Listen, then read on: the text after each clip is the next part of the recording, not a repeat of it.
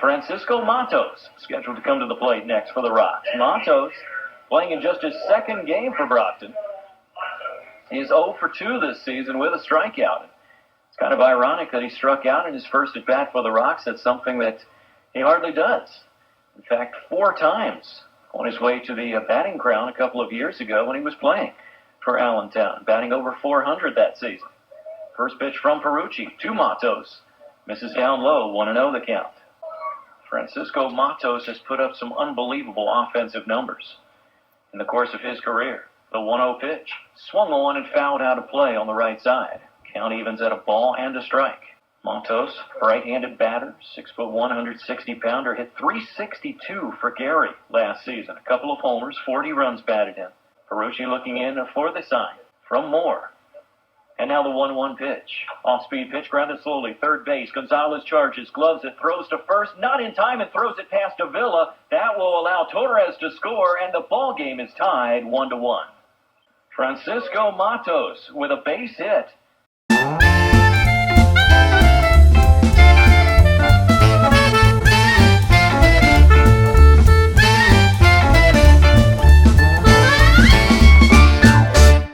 Be saying that quite often during the season. Francisco Matos with a base hit. Man was a hitting machine. Had the Brockton Rocks signed Matos immediately after releasing Swinton, they might very well have won the first half championship. They did not. They came awfully close despite a lot of adversity. Jermaine Swinton had not provided the big bat that they had hoped for. The new young pitchers were mostly disappointing. Veteran pitcher Chad Ward got off to a slow start. And there was the alarmingly high amount of injuries, mostly groin pulls, which many connected directly to the lack of a trainer traveling with the club. I remember catcher Mel Rosario going off on a verbal tirade one day, and pitching coach John Duffy advised him to focus more on winning and less on the lack of a trainer. Wrong approach with Mel. That got him even more angry, and I really couldn't blame him. There was a road trip when the VCR on the bus kept crapping out during a movie.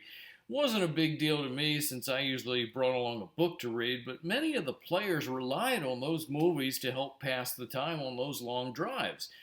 And this just wasn't any movie. This was the cinema classic Youngblood, a hockey flick starring Rob Lowe and Rob Lowe's ass. Chad Ward was standing at the front of the bus, and every 30 seconds or so, the movie would stop, and Chad would pound on the VCR with his fist, and the tape would play for another 30 seconds or so. Then it would crap out again. Chad would pound on the tape player. This was driving me crazy. The movie reached a point, though, where a character mentioned a trainer, and Chad responded dryly, "A trainer is a medical professional who travels with a sports team." That drew quite a few laughs. Manager Ed Noddle, though, took the company line and responded, "A veteran pitcher is someone with more than one win." No one laughed. Before signing Matos, the Rocks had brought in veteran outfielder Terrell Merriman. Decent hitter, could steal bases, and the Rocks desperately needed fresh legs. Looked like a solid addition, but apparently the front office dropped the ball again and somehow managed to exceed the salary cap. They had to let Merriman go after just 3 games. So you had that. You had rookie outfielder Steve Booker getting injured, which was a major blow. He'd been batting .277, hustling, stealing bases, playing very solid defense, good gloves, strong arm, great kid. Nestor Smith was hurting too, but this guy was the Rocks' Superman and had been playing hurt for several weeks. On July 6th, with the Rocks finally having relinquished first place, Nestor put on one of the most amazing performances ever at Campanelli Stadium. Sadly, that's one of the missing tapes, so I will just have to do my best to tell you what I witnessed, and what I saw was truly amazing. In the first inning against Elmira, serving as the designated hitter, Nestor Smith drew a leadoff walk. He hobbled slowly and painfully down to first base, and then stunned everybody by stealing second base, taking third base on a wild pitch, and scoring on a ground ball to make it 1-0. In the third inning, his sacrifice fly made it 2-0 Rocks. He singled again in the sixth inning, once again hobbling slowly down to first base. You could tell he was in big pain. Next inning, he batted again with runners on the corners and 1 out. His leg began to cramp so badly during that at-bat that the Rocks trainer of the day had to come out and stretch out Nestor, who was laying on his back in agony near home plate while he was being stretched out, but he refused to come out of the game. He proceeded to rip a run-scoring double on the very next pitch, and Ed Noddle mercifully sent in pitcher Rodney Allen to pinch run for him. The Rocks won that game 6-3 and stayed alive. The Rocks headed to Pittsfield, trailing North Shore by just a half game. This was a must-win, huge series, and manager Ed Noddle missed the bus. He joined the team at Wacona Park, where the Rocks needed a 3-game sweep. Brockton jumped to an early lead over the Black Bears, and Chad Ward was looking like the pitcher Brockton had hoped for. He had shut out the Black Bears on only 1 hit over 7 innings, had walked none, struck out 4, and had retired 10 consecutive batters. So I was stunned when I saw Fontella Jones headed to the mound to start the 8th inning with the Rocks up 3-0. I questioned the move on the air. Ward's pitch count was less than 90. I couldn't imagine he wanted to come out. The normally reliable tandem of Jones and Connor Brooks failed to hold the lead, and the Rocks lost 4-3. After the game, Ed asked to speak to me in private outside of the team bus.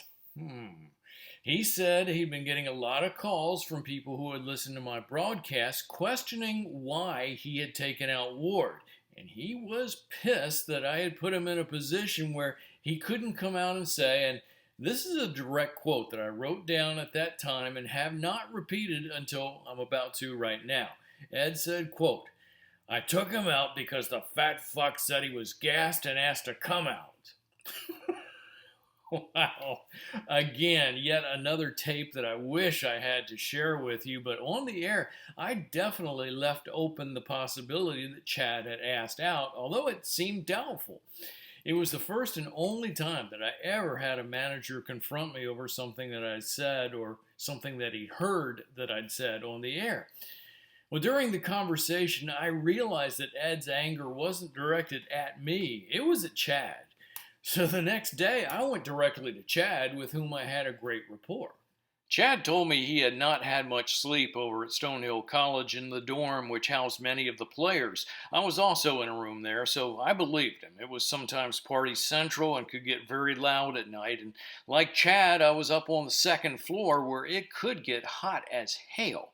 I had wakened several times the previous few nights covered with sweat. He said his back was also tightening up, which I believed. Then Chad added that when he goes more than 7 innings, he'd be awful his next couple of starts, and that is where his argument lost strength.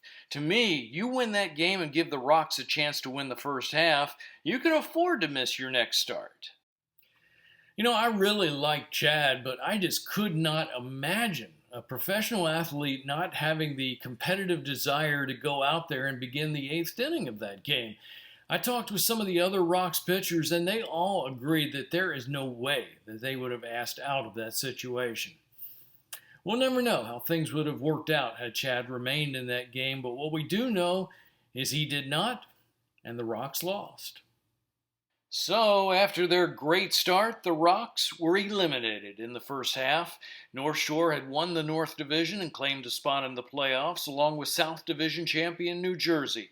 But the great thing about this league was the slate was wiped clean, and everyone would get another shot in the second half. When the Rocks stumbled out of the blocks, losing 5 of their first 9 games, it looked like the second half would be brutal. But then the Rocks added Francisco Matos, and instantly things began to look up.